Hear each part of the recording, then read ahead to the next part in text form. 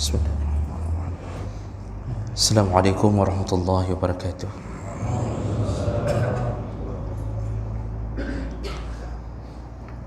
Alhamdulillahi rabbil alamin wa bihi nasta'in ala umuri dunya wal din. Asyhadu an la ilaha illallah wahdahu la syarika lah wa asyhadu anna Muhammadan abduhu wa rasuluhul karim. Allahumma salli wa sallim ala nabiyyina wa sayyidina Muhammadin wa ala alihi wa ashabihi ajma'in. Amma ba'd.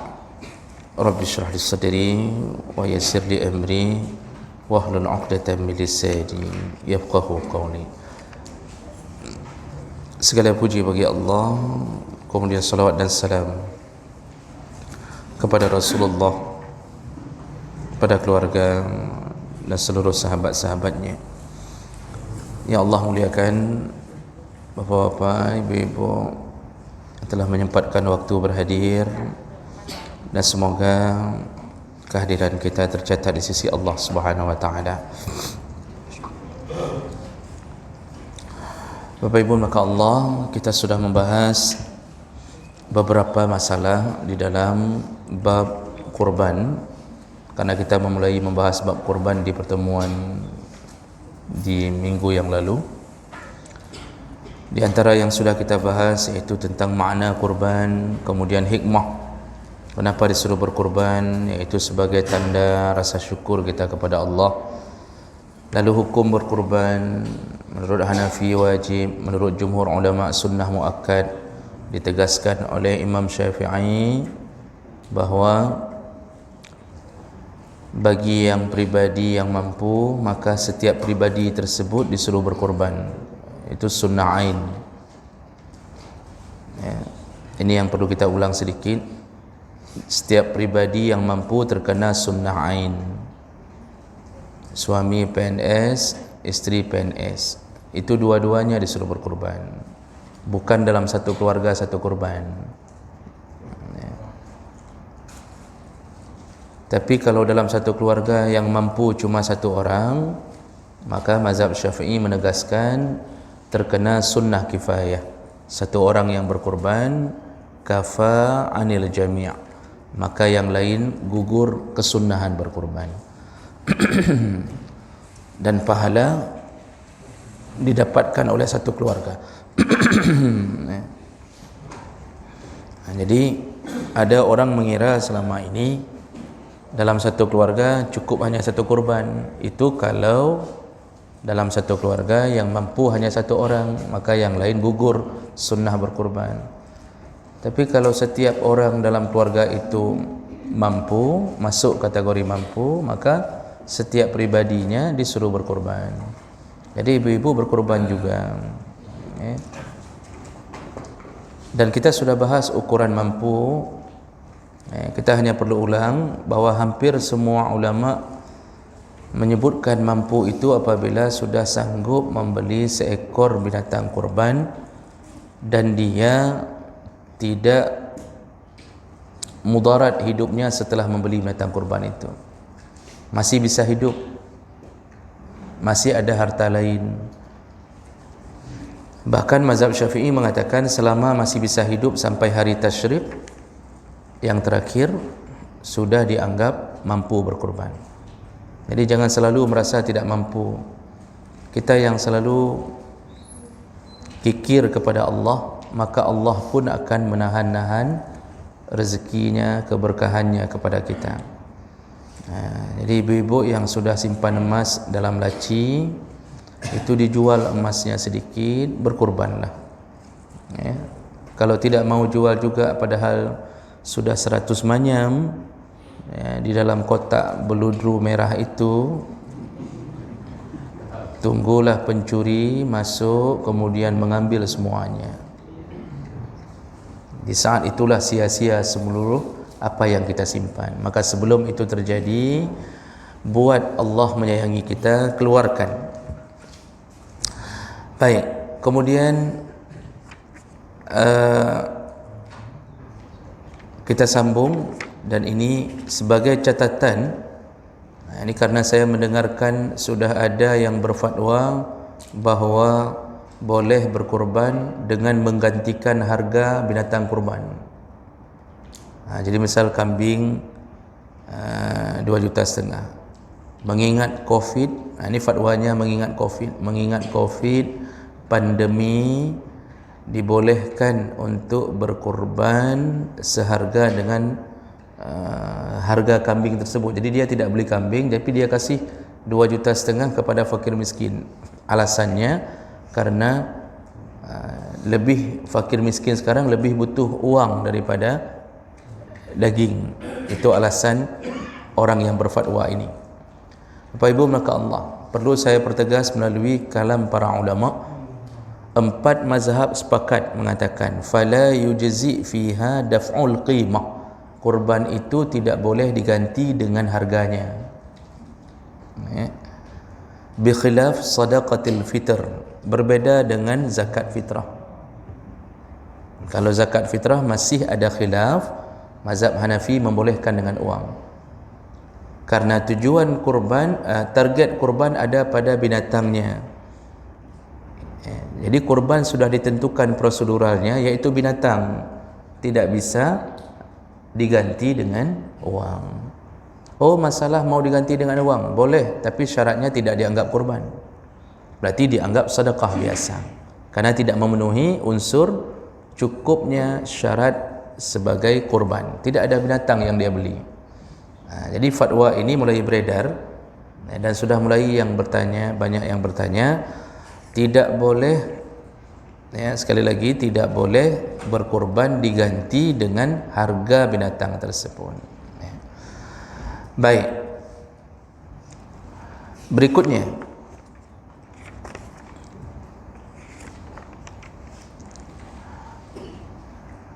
syarat sahnya kurban. Jadi kalau syarat orang terkena kurban itu secara umum adalah mampu, itu syarat umum. Tapi ada syarat-syarat yang berkenaan tentang kurbannya, baru sah kurbannya melihat beberapa syarat. Yang pertama, salamatul hayawan al-mudaha bihi minal uyub. Hewan harus terhindar dari cacat yang parah. Cacat yang parah itu terutama al-aura, yaitu buta. Jadi jangan sampai membeli kambing buta. Tapi butanya yang bagaimana? Al-bayyin, buta yang betul-betul buta. Jadi kalau cuma kabur tidak mengapa. Beli insto taruh, mungkin terlalu banyak nonton bola. Kambingnya maksudnya, bukan pemilik kambingnya. Jadi yang betul-betul buta. Jadi hati-hati. Bapak lambaikan tangan di depannya, tanya nampak tidak. Kalau nampak, maka bapak sudah berubah jadi kambing juga. Karena kok faham bahasa kambing. Nah, kemudian al-marad al-bayyin, tidak boleh membeli binatang kurban yang benar-benar sakit. Sakit, betul-betul sakit, itu nggak boleh, nggak sah. Stroke, jangan beli kambing stroke.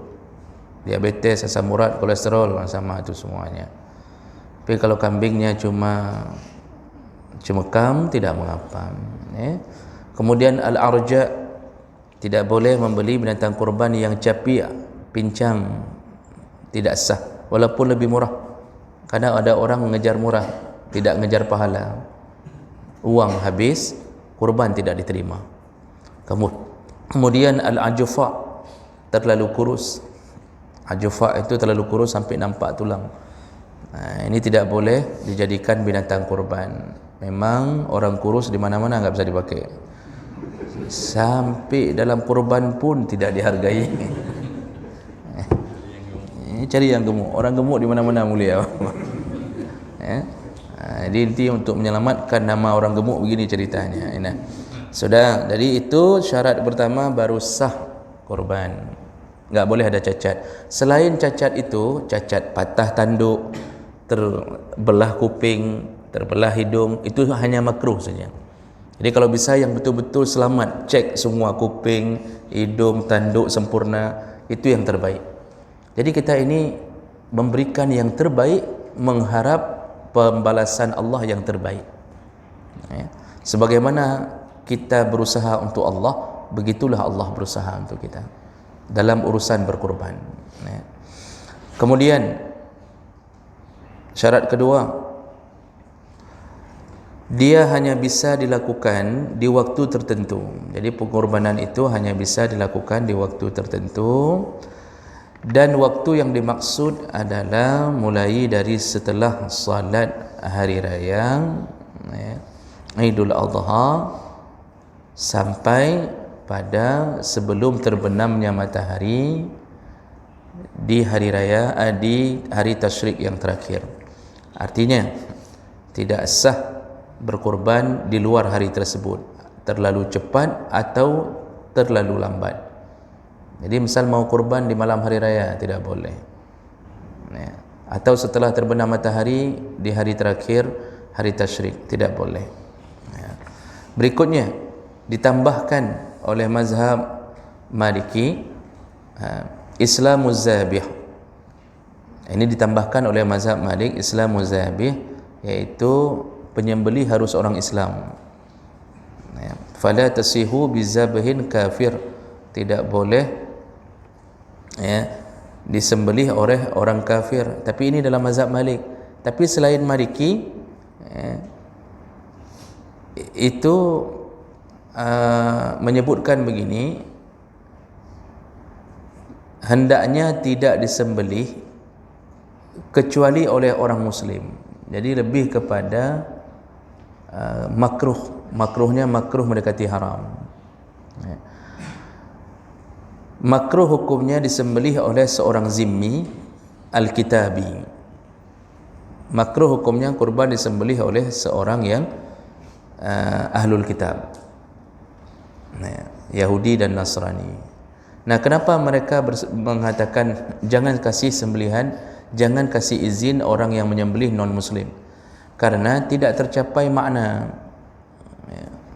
tidak tercapai makna, dia tidak tahu apa itu kurban waktu dia sembelih. Artinya dia tidak tahu maksudnya apa, dan dia tidak mau mengucapkan zikir-zikir kepada Allah, padahal ada sunnah-sunnah berzikir kepada Allah ketika menyembelih. Kemudian syarat berikutnya, tidak boleh melebihi jumlah yang telah disepakati, yang telah ditentukan dalam syariat. Ini kita ulang sedikit saja. 1 kambing hanya untuk 1 orang. 7 orang boleh bersepakat atau bersyarikat untuk sapi dan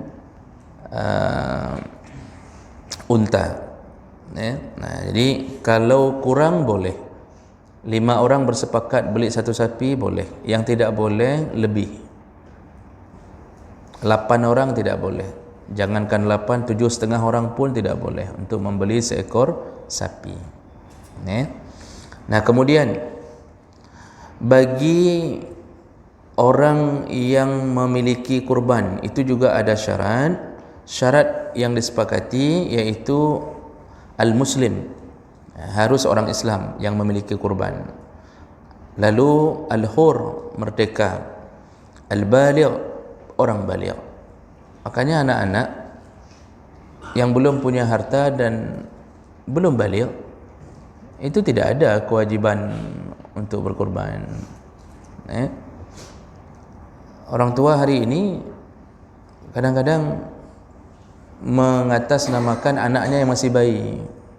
Ini kembali seperti pemahaman kita yang minggu yang lalu, bahwa sebenarnya dengan si orang tua atau suami atau ayah berkorban, itu pahala itu diberikan untuk satu keluarga. Tapi kalau setiap anaknya sudah punya harta dan baligh, maka selayaknya semua mereka dalam keluarga berkorban, selayaknya. Kemudian al-aqil, berakal,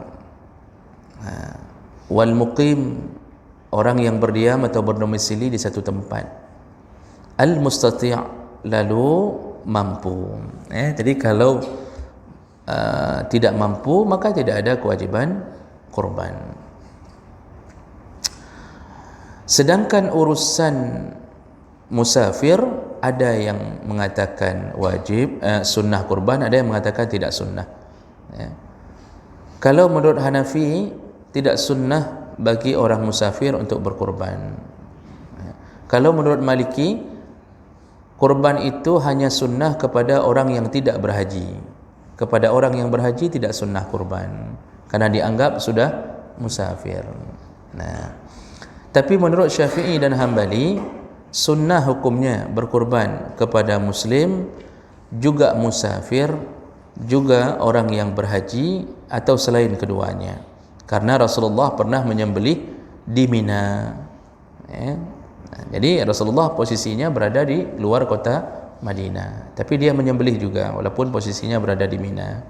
Ini menunjukkan musafir pun ada sunnahnya untuk berkurban. Orang berhaji pun ada sunnahnya untuk berkurban.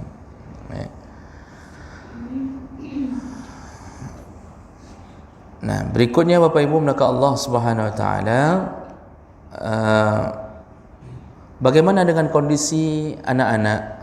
Seperti kita sebutkan tadi, menurut mazhab Maliki sunnah untuk berkurban kepada as-saghir, kepada anak-anak. Ini menurut mazhab Maliki.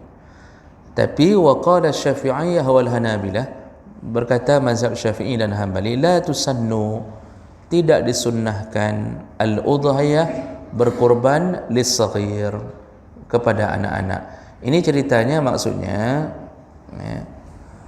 kalau anak itu mendapatkan warisan, dia punya harta banyak. Apakah anak yang belum baligh itu sunnah hukumnya berkurban? Menurut Syafi'i dan Hambali tidak ada sunnahnya dia berkurban, selama dia belum mencapai umur baligh. Baik. Berikutnya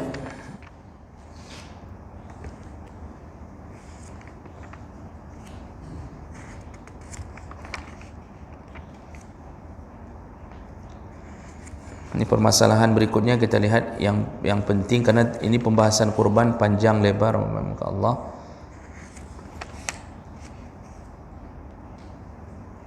Ini masih mengulang hal yang sama.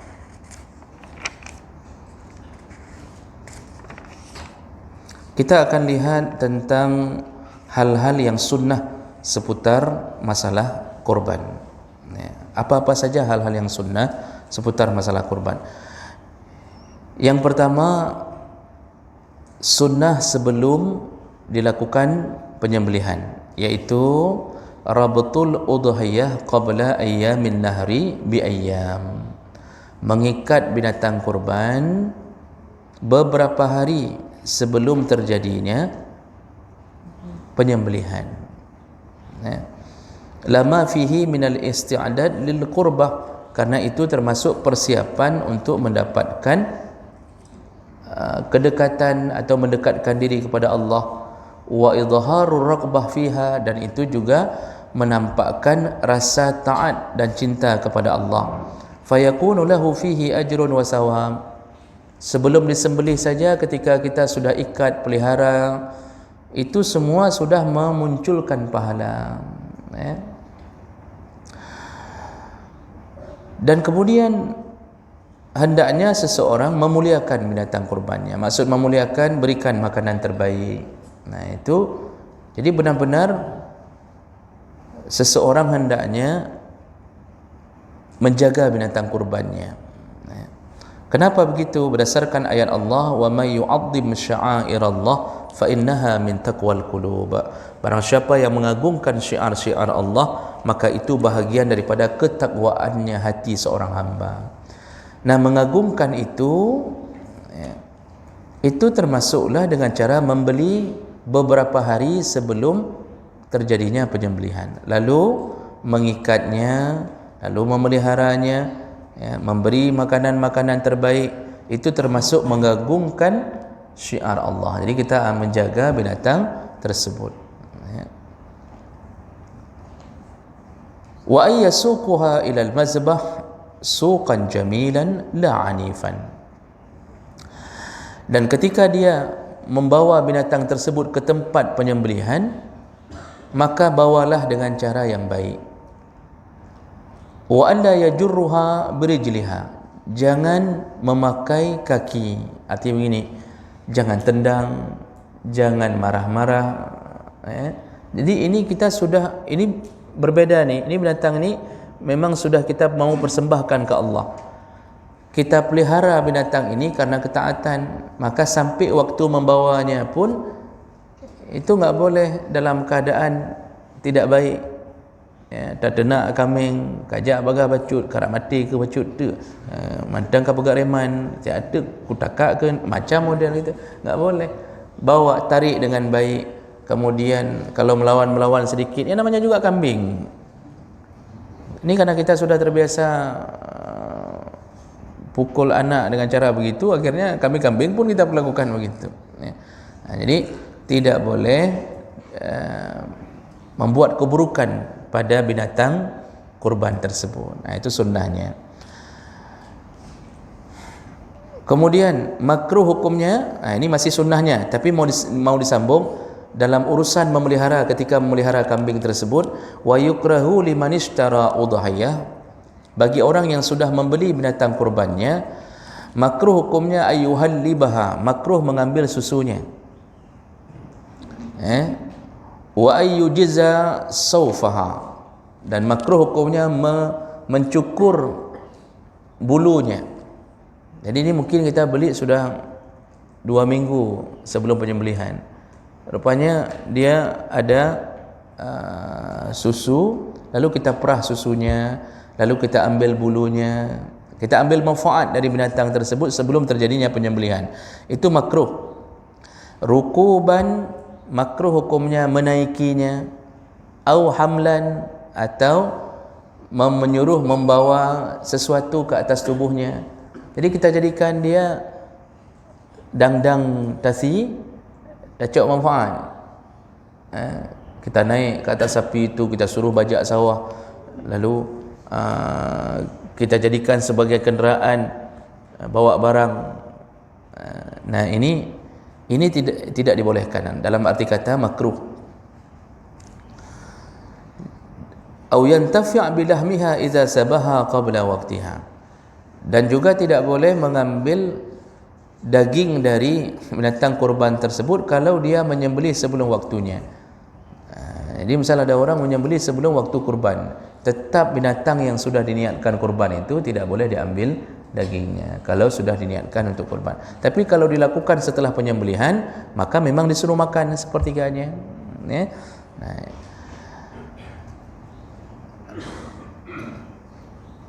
Nah ini kemakruhan yang patut kita jaga ketika kita sudah membeli binatang kurban. Jadi Bapak Ibu, lebih bagus beli binatang kurban itu beberapa hari sebelum terjadinya penyembelihan. Itu lebih bagus. Berikutnya, ketika proses penyembelihan ada sunnah-sunnahnya. Yang pertama,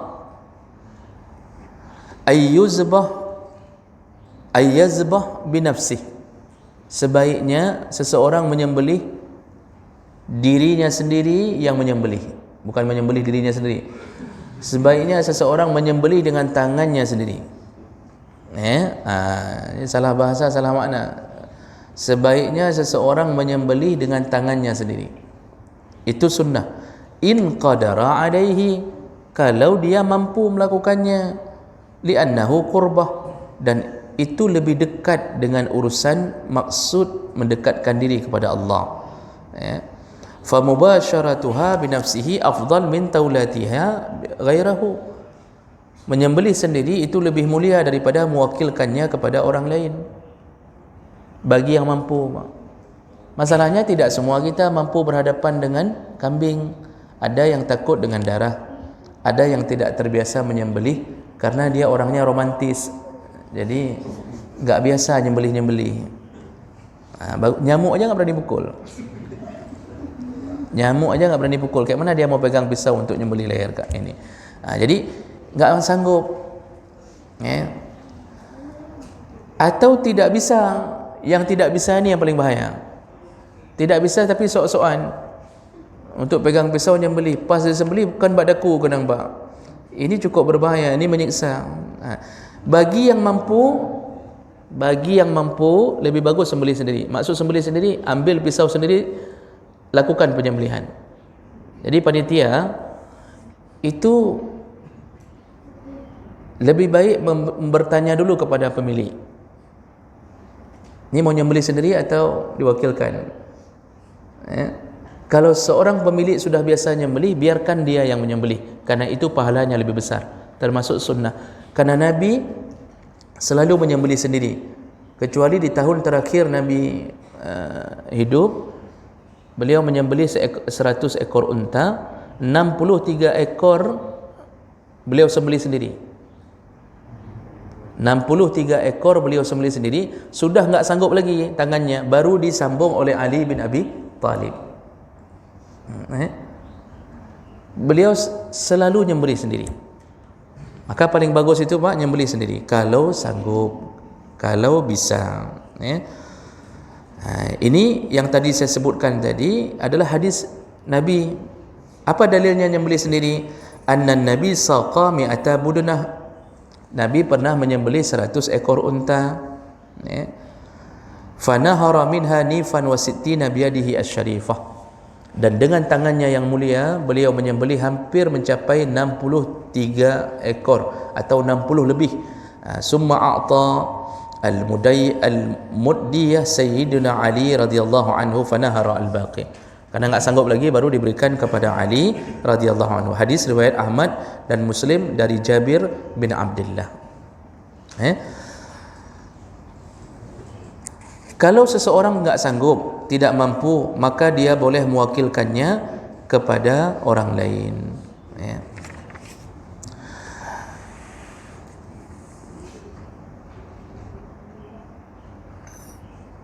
Dan kalau dia wakilkan kepada orang lain, Bapak Ibu, maka orang tersebut yang mewakilkan itu seakan-akan pemilik kurban, ya. Jadi dalam kurban enggak ada cerita amil kurban, enggak ada. Berbeda dengan zakat. Kalau zakat itu amil zakat, ada hak. Ada hak. Tapi kalau kurban tidak ada cerita amil kurban. Itu semua panitia bekerja benar-benar ikhlas karena Allah, berharap ridha dari Allah, memudahkan urusan sesama muslim. Jadi panitia ada hak tidak? Pertanyaan minggu yang lalu, boleh enggak panitia mengambil daging-daging lalu makan-makan? Boleh, dengan syarat izin daripada pemilik kurban. Tidak boleh asal comot, karena itu bukan hak amil. Jadi kalau mau makan-makan dengan ini, boleh mengambil dari izin pemilik kurban, karena pemilik kurban berhak memberikan sepertiga kepada yang dia suka-suka. Jadi kalau begitu, saran saya Bapak Ibu, sebelum terjadinya penyembelihan lebih baik kumpulkan pemilik kurban, lalu musyawarahlah dengan hal-hal yang akan terjadi. Mulai dari, boleh tidak kami mengambil panitia memakan sedikit dari setiap kurban, ya. Kalau satu orang saja mengatakan, oh hanjut, tak boleh, saya enggak izin, panitia bilang, kalau enggak izin kakoh kero aku. Ini maksa namanya. Ya. Misal pemilik kurban bilang, oh enggak izin, kalau enggak izin enggak usah kasih ke sini, potong aja sendiri. Udah mulai marah-marah. Ini berarti kita sudah maksa. Kalau dibilang satu orang enggak boleh, maka tidak ada hak kita mengambil dari kurban dia. Dan orang yang tidak mau memberi ini punya hak tidak memberi, tetapi ya potong sendirilah kalau begitu. Itu lebih aman. Sudah. Berikutnya, sunnah berikutnya ketika proses penyembelihan, wa yustahabbu ayatawajjah az-zabih ila al-qiblah. Sunnah hukumnya penyembelih menghadap ke kiblat. juga menghadapkan binatang kurban, juga meletakkan binatang kurban, merebahkan binatang kurban ke atas rusuknya yang kiri. Ini proses penyembelihan. Orang yang berkurban menghadap ke arah kiblat. Orang yang berkurban menghadap ke arah kiblat. Jadi ke sini menghadapnya apa? Ini panitia harus mengatur karena enggak semua penyembelih faham tentang sunnah ini. Jadi penyembelih itu menghadapnya ke arah kiblat. Berdasarkan hadis Anas bin Malik bahwa Rasulullah selalu menghadap ke arah kiblat. Dan juga binatang yang dikorbankan direbahkan ke rusuk yang kiri. Ya, rusuk yang kiri. Nah, begitu cara merebahkan binatang. Lalu wa yustahabbu ayyahdura al-mudahi az-zabah. Sunnah hukumnya pemilik kurban untuk menghadiri proses penyembelihan walaupun dia tidak menyembelih sendiri. Tapi sunnah hukumnya dia menyaksikan, menghadiri proses tersebut, sunnah. Jadi enggak wajib. Berdasarkan dalil dari Nabi kepada Fatimah, wahai Fatimah, qumi ila udhiyatiki. Fatimah, pergilah, lihatlah, ya, fashhidiha, lihatlah proses penyembelihan binatang kurbanmu. Fa innahu yaghfiru laka 'inda awwali qatratin min damiha kulla zambin amaltihi. Karena setiap darah yang menetes dari binatang kurbanmu bisa mengampunkan dosa-dosamu. Jadi Rasulullah menyuruh Fatimah untuk menghadiri proses penyembelihan. Hadis riwayat Al-Hakim, Baihaqi dan Tabrani, juga disebutkan di dalam beberapa riwayat yang lain. Kalau tidak menghadiri bagaimana? Tidak mengapa. Seandainya memang kita ada uzur, ini hanya perbuatan sunnah, paling bagus menghadiri. Kemudian ketika terjadinya penyembelihan, maka pemilik kurban itu hendaknya berdoa. Ya, apa doanya? Allahumma minka wa laka salati wa nusuki wa mahyaya wa mamati lillahi rabbil alamin la syarika lahu wa bidzalika umirtu wa ana minal muslimin. Lepas itu apa lagi? Baca Al-Fatihah. Nya sembahyang. Jadi ada orang kadang-kadang enggak sadar karena sudah terkena doa iftitah disambungnya dengan Al-Fatihah. Ini doa ketika menyembelih, ya, berdasarkan hadis Fatimah. Jadi Rasulullah yang ajarkan ke Fatimah. Jadi Fatimah bacanya Allahumma minka, ya Allah ini darimu, walaka salati, ku persembahkan salatku untukmu, wa nusuki, dan kurbanku, ya, wa mahyaya, hidupku, matiku, semuanya bagi Allah. Ini kan mudah dihafal, berarti cuma tambah Pak, Allahumma minka, ya Allah ini darimu, walaka salati. Selanjutnya langsung sambung ke doa iftitah, wa nusuki wa mahyaya mati lillahi rabbil alamin la syarika lahu wa bidzalika umirtu wa ana minal muslimin. Ini doa ketika menyembelih. Oh, enggak sanggup dihafal, namanya juga sunnah. Oh, mau doa yang lain, misal bapak mengucapkan dengan bahasa sendiri, ya Allah nak terima kurban long, ya Allah kok kalau minta kurbannya, saya menabung puluhan tahun, ya Allah. Allah dengar doa itu dan Allah tahu apa yang sedang diinginkan oleh seorang hamba. Karena dulu pun para nabi itu dicatat doa-doa mereka di dalam Al-Quran, bukan duluan diajarkan Allah, tapi mulut mereka duluan yang mengucapkannya dengan ta'zimnya kepada Allah. Doa Nabi Yunus, doa Nabi Adam, doa Nabi-Nabi, semuanya mereka mengucapkannya dengan gaya bahasa sendiri. Lalu kemudian doa itu mulia, Allah kembalikan doa itu di dalam Al-Quran sebagai pelajaran bagi kita. Nabi Nuh bercakap-cakap dengan Allah, ya Allah aku telah mengajak mereka berpuluh tahun lamanya. Ketika kau ajak, ada yang menutup telinganya, ya Allah. tidak mau mendengarkan dakwahku, maka hancurkanlah mereka ya Allah, jangan biarkan satu pun biak mereka ya Allah. Itu dalam doa-doa Nabi Nuh. Nabi Yunus itu doa di dalam perut ikan, itu bukan diajarkan Allah duluan, tetapi dia keluarkan dengan kenabiannya, dengan rasa taubatnya kepada Allah. Jadi bolehkah berdoa selain daripada doa ini? Boleh. Cuma lebih bagus doa ikuti doa yang diajarkan oleh Nabi sallallahu alaihi wasallam, karena tidak ada rekomendasi doa yang terbaik selain daripada doa-doa diajarkan oleh Rasulullah sallallahu alaihi wasallam. Nah, berikutnya summa yaqul, sesudah membaca doa, ketika proses mau tarik pisau, maka bacalah bismillahi Allahu akbar Allahumma taqabbal minni. Itu salah satu doa lanjutan ketika mau disembelih. Tadi kita berdiri dulu baca doa tersebut dah. Jadi bacanya bismillahi Allahu akbar Allahumma taqabbal minni. Dengan nama Allah, Allah Maha Besar, ya Allah terimalah ini dariku. Dan ini berdasarkan hadis Jabir radhiyallahu anhu. Kata Jabir, "Shallaitu ma'a Rasulillah sallallahu alaihi wasallam Eid al-Adha." Aku pernah salat Idul Adha bersama Rasulullah. Falamma insarafa, ketika sudah selesai salat, atta bikabashin. Langsung Rasulullah mendatangkan seekor kibas, fazabahahu, lalu dia menyembelih sendiri, faqala, dan ketika menyembelih aku mendengarkan dia berkata, bismillahi Allahu akbar Allahumma hadza anni, ya Allah inilah dariku. Ditambahi wa amman lam yudahi min ummati, dan dari semua umatku yang tidak mampu untuk berkurban. Ini doa ini khusus bagi Nabi yang model doa seperti ini. Bapak jangan nyambung wa amman ummati man lam yudahi, dan dari umatku. Partner umat kata yang umat. Kita lah umatnya. Jadi jangan asal hafal. Cukup sampai Allahumma hadza anni atau Allahumma taqabbal minni. Ya Allah terimalah dariku.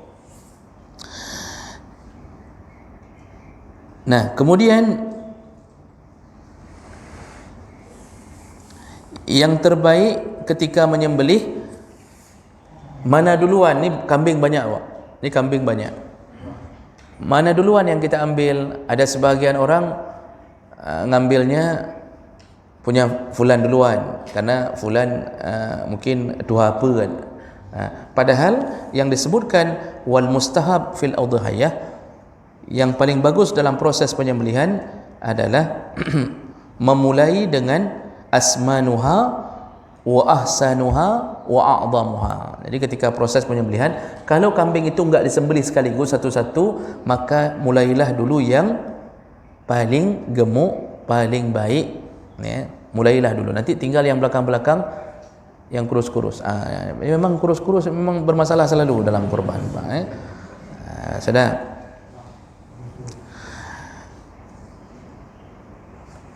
Kemudian ditambahi dalam mazhab Malik, Syafi'i dan Hambali, wal mustahab li murid at-tadhiyah idza dakhala alaihi 10 Zulhijjah alla yalhaq sya'rah. Ini tambahan dari mazhab Syafi'i, Hambali dan Maliki, menyebutkan bagi pemilik kurban sunnah hukumnya untuk tidak mencukur bulu-bulu dan kuku-kuku sampai selesai penyembelihan. Berarti ingat-ingat 21 Juli ini bagi pemilik kurban jangan ganggu lagi bulu-bulu dan kuku-kuku. Kalau isteri punya kurban, beliau pun terkena kesunahan ini. Jadi makruh hukumnya, bukan haram. Bukan gara-gara tiba-tiba kita potong langsung batal kurban, tidak. Ini hukumnya sunnah. Sudah pernah disebutkan dalam mazhab Syafi'i, maksudnya agar hari kiamat seluruh bulu-bulu dan kuku-kuku yang panjang itu menjadi saksi untuk membela kita di hari kiamat. Makanya ciri-ciri orang berkorban, Pak, itu biasanya salat Idul Adha ini semak ni. Dah 10 hari. Karena dari tanggal 21. Itu kalau disembelih hari raya pertama. Tapi kemungkinan kecil disembelih hari raya pertama karena hari Jumaat. Disembelih hari raya keempat, terpaksa bertahan 4 hari lagi, Pak. Jadi ini semak ni. Kalau orang yang punya kurban, begitu nanti kuku panjang gigi taring keluar, kemudian mata merah, rambut macam adalah. Jadi ini hukumnya makruh. Bahkan sebahagian murid-murid Hambali langsung mengatakan yuhram, haram hukumnya. Karena berdasarkan hadis Nabi, iaitu tentang Nabi melarang seseorang untuk mengganggu kuku dan bulu-bulunya. Tapi sebenarnya ini lebih jatuh kepada makruh. Jaga-jaga. Jadi kalau mau rapi-rapi Pak, itu tanggal 20 Juli. Jangan lupa, ibu ingatkan suaminya, bang ini 20 Juli, besok udah nggak boleh lagi cukur-cukur. Hari ini bersihkan. Jadi hanya berlaku pada kuku dan bulu, tidak berlaku pada gigi. Jadi jangan sampai nggak sikat gigi selama 10 hari. Ini ada habis dalam pengajian dengar otewo kan nggak boleh sikat gigi selama belum dikorbankan. Ini nggak berlaku, sikat gigi tetap disuruh.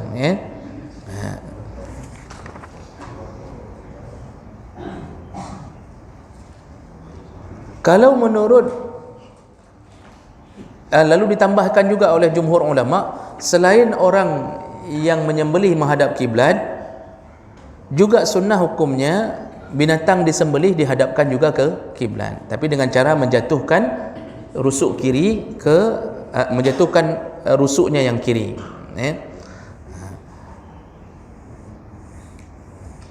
Baik, saya rasa itu. Satu lagi Pak, hendaknya seseorang mempertajam pisau penyembelihan agar tidak menyakiti binatang kurban.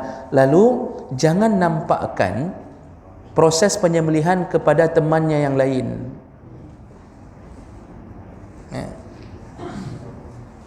Saya lihat Pak, tu di Pasar Impres sebelum terbakar,